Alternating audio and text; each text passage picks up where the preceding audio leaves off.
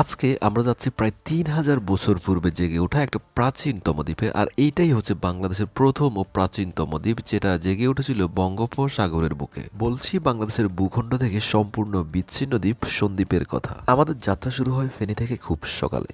যদিও আসতে তেমন একটা দেরি হয়নি, মাত্র ১ ঘন্টায় আমরা কুমিরাতে পৌঁছে যাই। এরপর অটোতে আবার কুমিরা ঘাটের রাস্তায়, যদিও রাস্তার পরিবেশটা তেমন একটা সুবিধার ছিল না।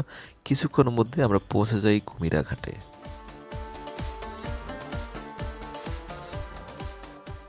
কুমিরাঘাট থেকে জনপ্রতি ২৫০ টাকা করে আমরা ৩টা টিকিট সংগ্রহ করছি গুপ্তছড়া ঘাটের উদ্দেশ্যে।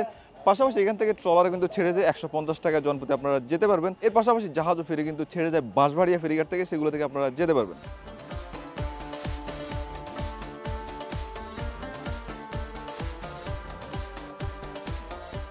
এটাই হচ্ছে সন্দ্বীপ যাওয়ার অন্যতম প্রধান একটি ঘাট, যেটা হচ্ছে কুমিরা ঘাট।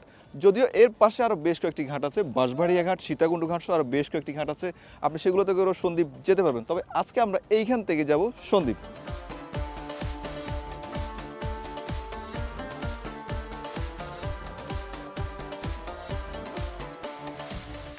আমরা অলরেডি আমাদের বোটে উঠে গেছি, কিছুক্ষণের মধ্যে কিন্তু আমাদের বোট ছেড়ে দিবে।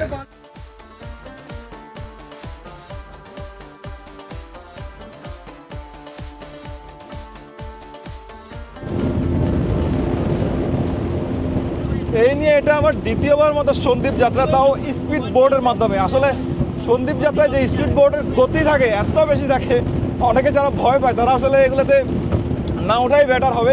যাই হোক, একেবারে সাগরের মাঝখানে আছে এই মুহূর্তে, মনে হয় যেন ভাই হাওয়ায় ভাসতেছে, হাওয়ায়।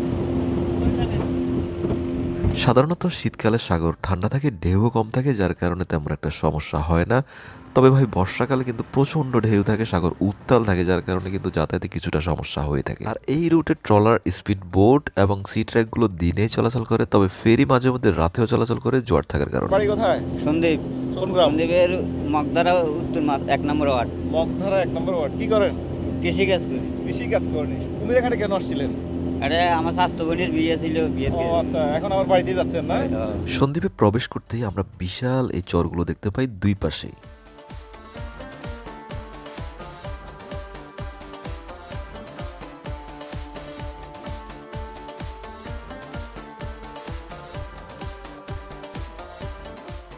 কুমিরাঘাট থেকে আমরা এই মুহূর্তে এসে পৌঁছেছি সন্দ্বীপ গুপ্তছড়া ঘাট। এটাই হচ্ছে সন্দ্বীপ যাতায়াতের একমাত্র জাহাজ এসটি নিজুম দ্বীপ, যেটাকে সি ট্র্যাক বলা হয়। নির্দিষ্ট একটা সময়ে এটা চলাচল করে থাকে। কুমিরাঘাট থেকে গুপ্তছড়ার এই ঘাটে আসতে আমাদের সময় লাগে মাত্র ২০ মিনিট। যদিও এই ঘাটটা নতুন ঘাট, পূর্বে আরেকটা ঘাট ছিল দক্ষিণ পাশে। আগেরবার সেই ঘাট দিয়েই আমরা সন্দ্বীপ আসছিলাম, যদিও বর্তমানে সেটা ব্যবহৃত হচ্ছে না বেশ কিছু কারণে। এর মধ্যে অন্যতম হচ্ছে বিশাল বড় চর।